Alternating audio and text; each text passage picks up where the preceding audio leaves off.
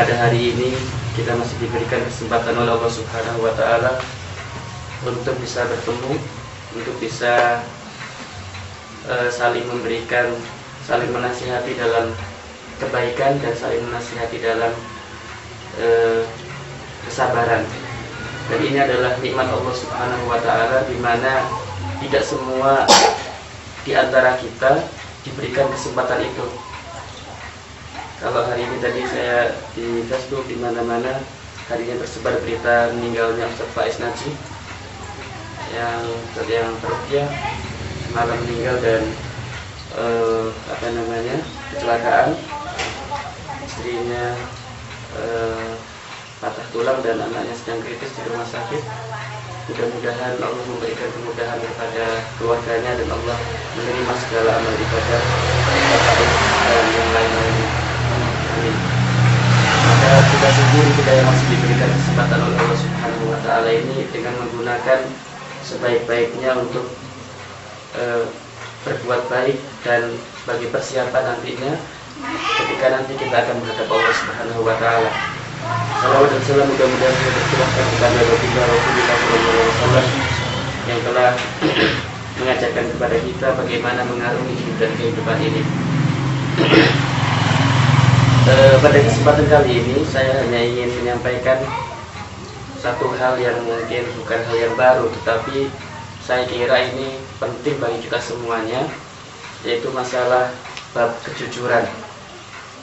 As-sidqu, kejujuran, yang ini adalah tema yang selalu berulang dan berulang.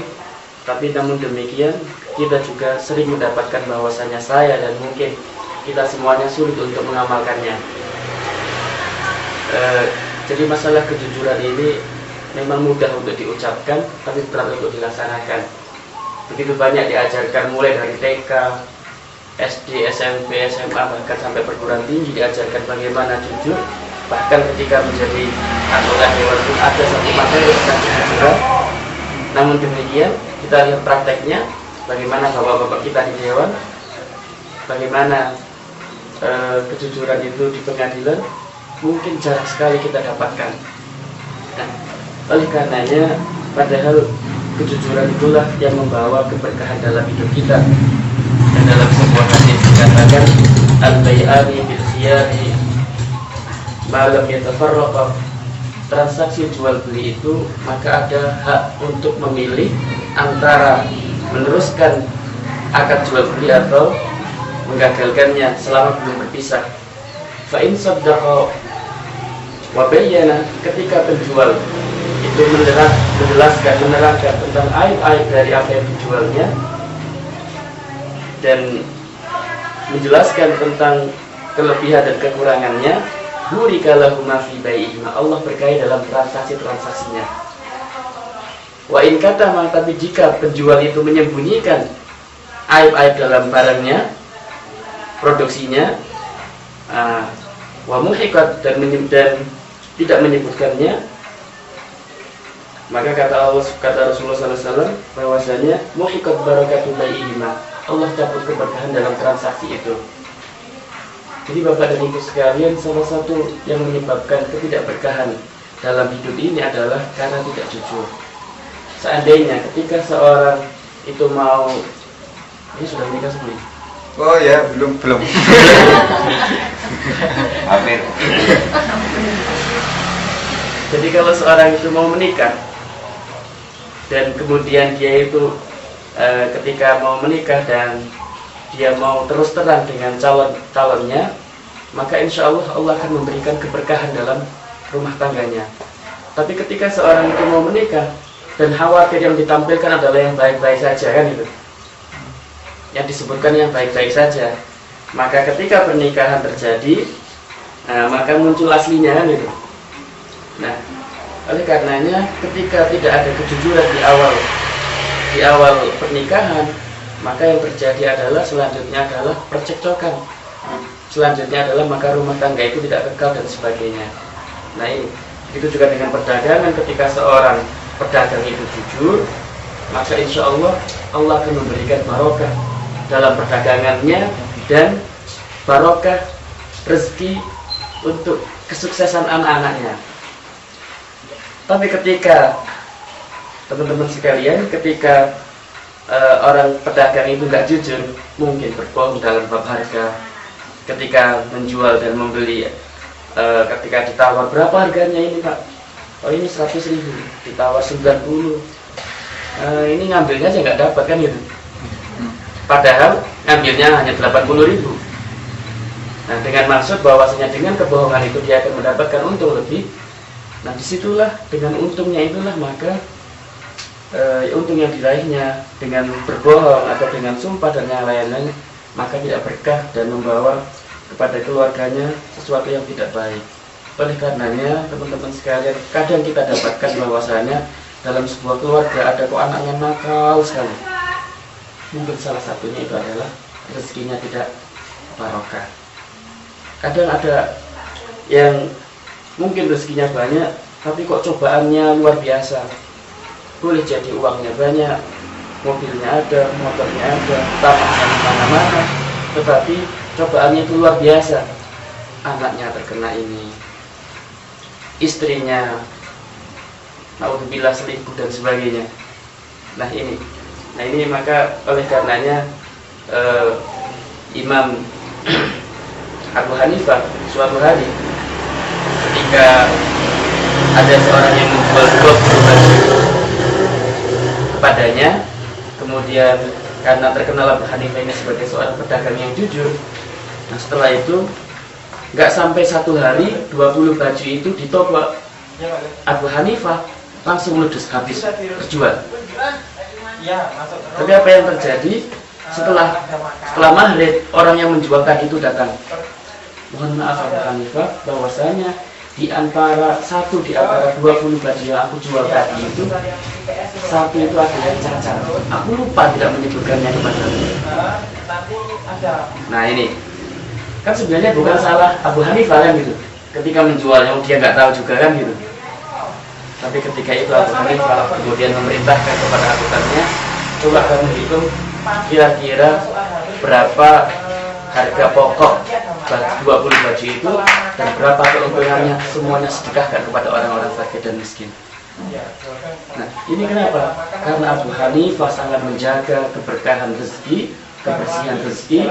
Jangan-jangan gara-gara rezeki yang tidak barokah itu membuat doanya tidak dikabulkan oleh Allah Subhanahu wa Ta'ala. Jangan-jangan karena itu maka anak-anaknya sulit untuk dididik menjadi anak-anak yang baik. Nah ini, berbicara masalah kejujuran ini, Imam Al-Ghazali rahimahullah dalam kitab Ihya Ulumuddin menyebutkan bahwasanya kejujuran itu ada 6. Tapi dalam kesempatan yang berbahagia ini saya akan sebutkan 3 saja. Yang pertama adalah as-sidqu fil qalbi wan niyati, jujur dalam niat dan tujuan. Artinya apa? Artinya seluruh aktivitas kita ini, kita datang ke sini, kita kerja, kita sholat, kita melakukan ibadah, kita infak, kita sedekah, itu hanyalah karena Allah Subhanahu wa Ta'ala, bukan karena yang lain. Jadi tujuan kita, sebagaimana yang sering kita baca, inna sholati wa nusuki wa mahyaya wa mamati lillahi rabbil alamin, sesungguhnya sholatku, ibadahku, hidup dan matiku, semuanya itu hanya karena Allah Subhanahu wa Ta'ala. Nah ini, kenapa Bapak dan Ibu sekalian, niat ini penting. Dan karena niat itulah, maka amal ibadah seorang itu diterima atau tidak. Dan karena niat itulah juga, maka besar dan kecilnya pahala itu juga sangat ditentukan dengan niat itu. Oleh karena itu penting bagi kita untuk menata niat kita dalam setiap amalan-amalan kita.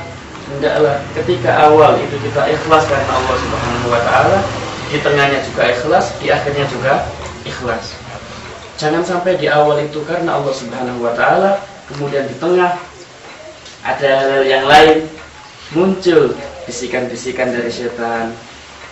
Nah, maka hal ini menyebabkan tidak diterimanya amal ibadah itu, sebagaimana hadis yang sudah sangat kita hafal, innamal a'malu binniyat wa innamal likulli imri'in ma nawa. Sesungguhnya amal ibadah seseorang, sesungguhnya amalan-amalan itu sangat tergantung dari niat. Wa innamal likulli imri'in ma nawa, Dan sesungguhnya diterima atau tidaknya sebuah amalan itu juga sangat tergantung dengan niat. Nah, oleh karena itu penting bagi kita untuk menata niat kita. Dalam sebuah hadis yang cukup panjang diriwayatkan oleh Imam Muslim terkait dengan bagaimana kita ini harus menata niat kita, disebutkan bahwasanya di antara manusia-manusia yang pertama yang nanti dihisab oleh Allah Subhanahu wa taala, dihadapkan kepada Allah Subhanahu wa taala, itu adalah ada 4 orang yang disebutkan dalam riwayat itu. Yang pertama adalah orang yang berperang di jalan Allah Subhanahu wa taala. Nah, ini luar biasa. Kemudian ditanya orang itu di hadapan Allah, "Kenapa engkau lakukan semuanya ini?" "Ya Allah, aku berjuang, aku berjihad, aku mengangkat senjata. Ini semuanya adalah demi Engkau ya Allah, supaya Islam ini tersebar ke seluruh penjuru dunia dan supaya Islam ini tidak dihinakan." Tapi apa jawaban Allah Subhanahu wa taala dalam riwayat itu? Dikatakan, "Laqad kadzibta, sungguh engkau telah berdusta, wa inna ma fa'alta dzalika liyuqala jari'." Tapi sesungguhnya engkau melakukan semuanya ini, engkau bergerak, engkau berjuang, engkau berjihad, itu adalah supaya engkau dikatakan sebagai seorang pemberani. Waqad qila. Jadi boleh jadi awalnya jihad, perang di jalan Allah yang taruhannya adalah nyawa, tapi ketika ada niat-niat yang lain, ketika ada tujuan-tujuan yang lain selain itu, supaya orang mengatakan bahwasanya dia seorang yang pemberani, maka tidak diterima. Karenanya Allah perintahkan fasahaba wajhahu fa'ulqiya finnar, maka ditarik wajahnya dan orang itu kemudian dilemparkan ke api neraka. Nauzubillah minna nauzubillah. Orang yang kedua yang dihadapkan kepada Allah itu adalah al-alim, orang yang menuntut ilmu. Orang yang menuntut ilmu, jika ditanya, "Waalaikumsalam warahmatullahi wabarakatuh, untuk apa engkau lakukan semuanya ini?" "Ya Allah, sesungguhnya aku menuntut ilmu ini dari satu negara ke negara yang lain, dari satu tempat ke tempat yang lain, itu adalah untukmu ya Allah." Kemudian Allah mengatakan, "Laqad kadzibta, sungguh engkau telah berdusta, wa inna ma fa'alta dzalika liyuqala 'aliman."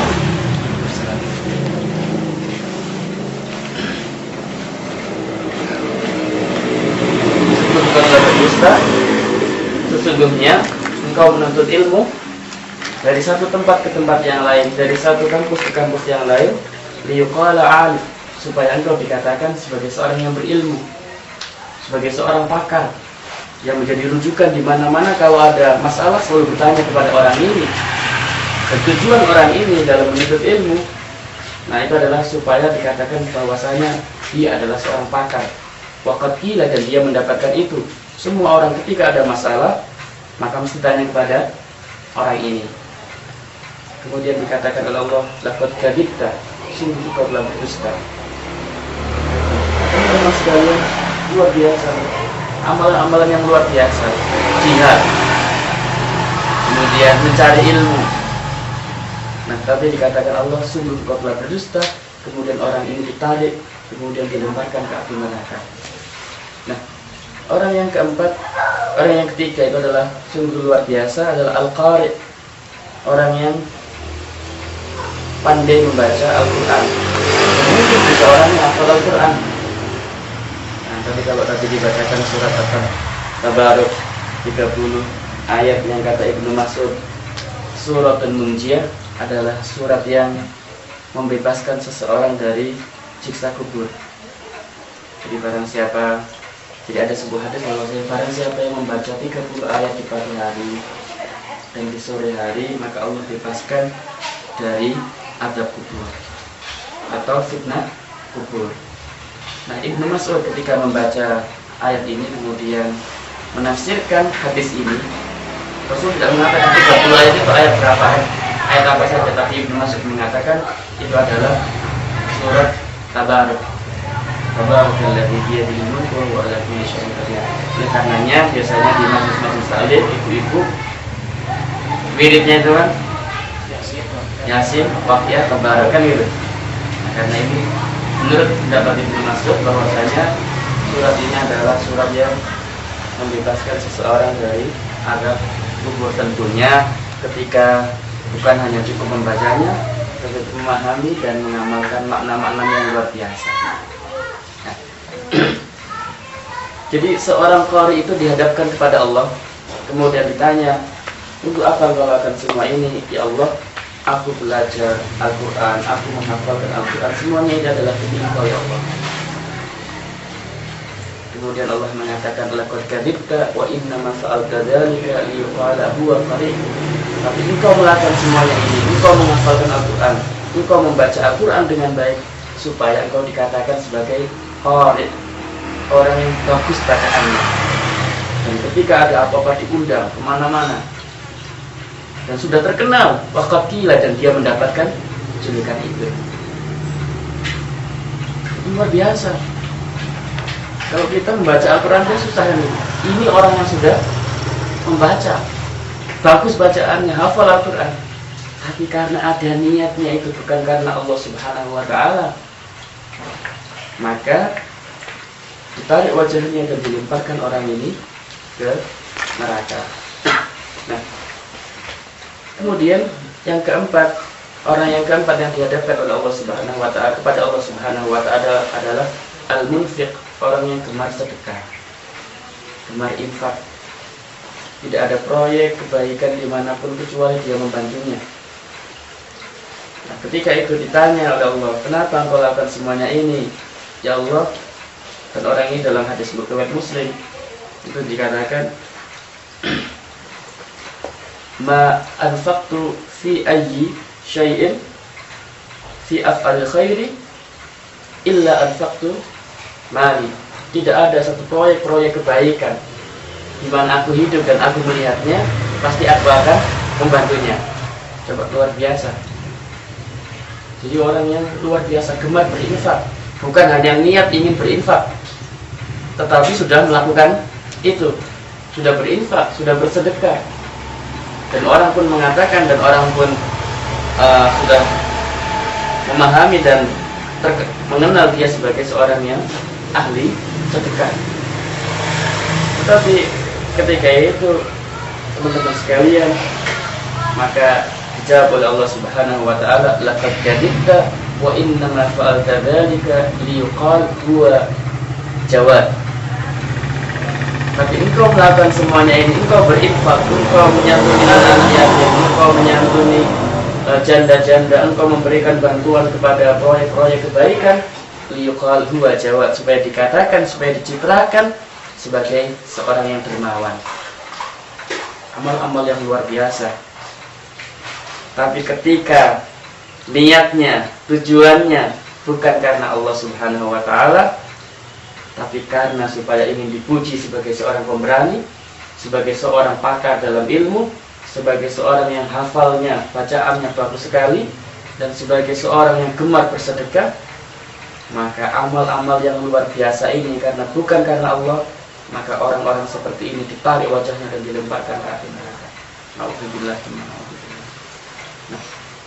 Nah, teman-teman sekalian, bagaimana pentingnya kita ini selalu menata irama niat kita. Tadi saya katakan, jangan sampai di awal kita ini ketika membantu seseorang, ketika ingin beramal, ketika ingin beraktivitas karena Allah Subhanahu wa Ta'ala, tapi ketika di tengah atau di akhir ada tujuan-tujuan yang lain, muncul tujuan-tujuan yang lain. Nah, yang menyebabkan amal-amal kita tidak diterima oleh Allah Subhanahu wa Ta'ala. Nah, ini yang pertama, Imam Al-Ghazali menekankan as-sidqu fin niyyah, jujur dalam niat. Nah, yang kedua adalah as-sidqu fil qauli, jujur dalam perkataan. Bagaimana jujur dalam perkataan ini? Perkataan seseorang, perkataan kita itu adalah jaminan harga diri kita. Terutama ketika kita bergaul di masyarakat, maka yang menjadi pegangan itu adalah perkataan kita. Dan orang itu akan menghukumi seorang itu baik atau buruknya dari perkataannya. Ketika orang ini sesuai antara perkataan dengan perbuatan, maka orang akan mengakui bahwasanya orang ini adalah orang yang baik, orang yang jujur. Nah, oleh karenanya Allah Subhanahu wa taala memerintahkan dalam surat Al-Ahzab ayat 70, ya ayyuhalladzina amanu taqullaha wa kunu wa qulu qawlan sadida. Hai orang-orang yang beriman, bertakwalah kepada Allah Subhanahu wa taala, wa qulu qawlan sadida, dan berkatalah dengan kata-kata yang benar. Berkatalah dengan kata-kata yang jujur. Nah, ketika dibuka tafsirnya wa qulu qawlan sadida, perkataan yang jujur, ini para mufassirin menafsirkan paling tidak ada 4 hal yang dimaksud dengan perkataan yang jujur. Yang pertama adalah wa qulu qawlan sadida, adalah perkataan yang tidak berbau dusta. Coba mari kita lihat kehidupan kita, berapa sering kita ini berdusta, baik yang sengaja atau yang tidak sengaja, baik yang karena terpaksa atau karena mungkin kebiasaan. Nah, oleh karenanya Allah memberitakan wa qulu qawlan sadida, berkatalah dengan kata-kata yang benar, yaitu adalah perkataan yang tidak mengandung dusta. Kemudian yang kedua, wa qulu qawlan sadida adalah perkataan yang tidak ada unsur menyakiti orang lain. Jadi yang dimaksud dengan wa qulu qawlan sadida bukan hanya dusta, tetapi tidak ada unsur menyakiti orang lain. Kadang-kadang kita ini dalam gurauan kita bergurau bercanda kan gitu, kadang-kadang tidak ada niatan sama sekali berdusta dan menyakiti orang lain, tapi kadang-kadang lisan kita ini kadang-kadang lebih tajam daripada pedang. Ada orang-orang yang sedikit bicara, tapi ketika bicara itu langsung menusuk kan gitu. Nah, ini tidak termasuk dalam wa qulu qawlan sadida, meskipun perkataannya benar, nah, tetapi menyakiti orang lain, nah ini tidak termasuk wa qulu qawlan sadida. Nah, kemudian yang ketiga, tafsiran daripada wa qulu qawlan sadida itu adalah perkataan yang tidak ada unsur menfitnah orang lain. Nah, ini. Kemudian yang keempat, yang dimaksud dengan wa qulu qawlan sadida itu adalah perkataan yang berguna, bermanfaat, dan bukan kata-kata yang sia-sia. Nah, berapa banyak kita tulis di Facebook, berapa banyak kita. Nah, ini kita ukur manfaatnya sejauh mana. Siapa bro? Kalau Lagi galau ini malam ini ngapain?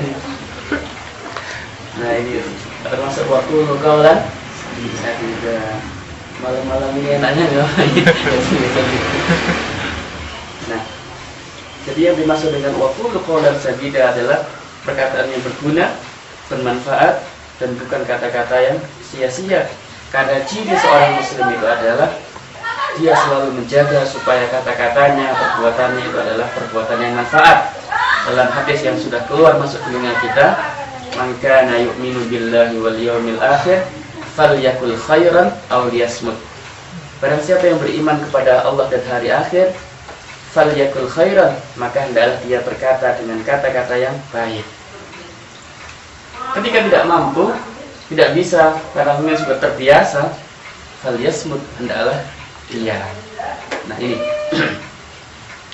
Nah, jadi wa qulu qawlan sadida itu adalah yang tidak berbau dusta, tidak menyakiti orang lain, tidak ada unsur menfitnah, dan kata-kata yang berguna.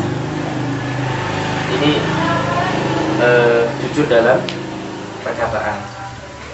Kemudian yang ketiga, kata Imam Al-Ghazali, adalah as-sidqu fil amal, jujur dalam perbuatan. Nah, kepada ibu sekalian dirahmati Allah Subhanahu wa taala, jujur dalam perbuatan itu adalah sinkronisasi antara niat di hati kita, perkataan dan perbuatan yang kita lakukan. Keselarasan antara apa yang diucapkan dengan apa yang diperbuat. Maka berapa banyak orang-orang yang berjanji ketika masa kampanye, pilihlah saya akan ini dan sebagainya. Nah, ini maka perlu diuji kejujurannya, bahkan apa yang dikatakan itu dengan nanti yang akan dilakukan. Nah, ini as-sidqu fil amali. Banyak orang yang pandai beretorika, pandai berwacana, tapi lemah dalam aplikasi. Nah, ini adalah indikasi bahwasanya ada kemunafikan di diri mereka. Dan mungkin kita juga, saya dan Bapak dan Ibu sekalian, mungkin pintar untuk menasihati orang, pintar, tapi lemah dalam aplikasi, lemah dalam prakteknya. Ini adalah indikasi ada kemunafikan. Karena tanda-tanda orang munafik itu adalah diantaranya idza haddatsa kadziba. Ketika berbicara dusta.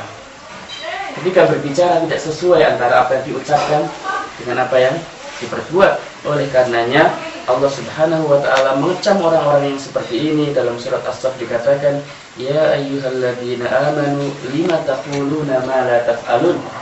Hai orang-orang yang beriman, lima taquluna, kenapa engkau katakan sesuatu yang tidak engkau kerjakan? Kabura maqtan indallahi an taqulu ma la taf'alun. Sungguh besar dosanya. Sungguh besar dosanya orang-orang yang mengatakan sementara dia tidak mengerjakan. Nah, ini Asyrul Mukminin, kepada ibu sekalian yang dirahmati Allah Subhanahu wa taala, as-sidqu fil amal, jujur dalam perbuatan. Nah, jadi 3 hal yang disampaikan oleh Imam Al-Ghazali, jujur dalam niat, jujur dalam perkataan, dan jujur dalam perbuatan. Puasa kita yang kita lakukan selama sebulan penuh di bulan Ramadan ini adalah membantu kita dan mendidik kita supaya kita ini bisa mendapatkan 3 kejujuran tadi. Karenanya di antara hadis-hadis puasa itu, man lam yada' qaula zur wal amala bihi falaysa lillahi hajah fi ayyada'a ta'amahu wa syarabahu. Barang siapa yang tidak mampu meninggalkan kata-kata bohong dan perbuatan-perbuatan keji, maka Allah tidak butuh dengan puasanya. Allah tidak butuh ketika dia meninggalkan makan dan minumnya. Artinya apa? Sebulan penuh kita dididik oleh Allah Subhanahu wa taala untuk menjadi pribadi-pribadi yang jujur. Apalah artinya kita itu puasa, tapi kita masih melakukan kebohongan-kebohongan, kita masih melakukan perkataan yang sia-sia, maka boleh jadi puasanya sah, tapi tidak ada pahala di sana. Alhamdulillah, alhamdulillah. Nah, ini. Kemudian apa dari faedah manfaat yang kita dapatkan ketika seorang itu jujur? Di antara faedah-faedah itu adalah bahwasanya orang yang jujur ini akan dituntun oleh Allah Subhanahu wa taala menuju surganya. Dalam hadis yang cukup panjang dikatakan, inna sidqa yahdi ilal birri wa innal birra yahdi ilal jannah. Sesungguhnya kejujuran itu akan mengajak seseorang, menunjukkan seseorang kepada kebaikan, dan sesungguhnya kebaikan itu akan menunjuki dia menuju jalan surga. Wa innar rajula la yasduqu hatta yakuna siddiqan. Dan sesungguhnya seorang ketika terus berbuat baik, jujur, maka dia akan diberi gelar oleh Allah sebagai orang yang siddiq, sebagai orang yang jujur. Nah, ini. Dan sebaliknya, wa innal kadhiba yahdi ilal fujur wa innal fujura yahdi ilan nar. Sesungguhnya dusta itu menyebabkan kepada perbuatan keji, dan perbuatan keji itu akan menggiring dia, menuntun dia untuk teman sekalian. Bahwasanya kadang kita tidak terasa, kadang kalau kita ini berbohong, tapi ingatlah bahwasanya satu kebohongan itu akan melahirkan kebohongan baru. Satu dosa bohong itu akan melahirkan dosa-dosa baru. Nah, jadi ketika suami atau ketika istri tanya kepada suaminya, "Bang, mau kemana?" "Cari angin." Kan itu. Atau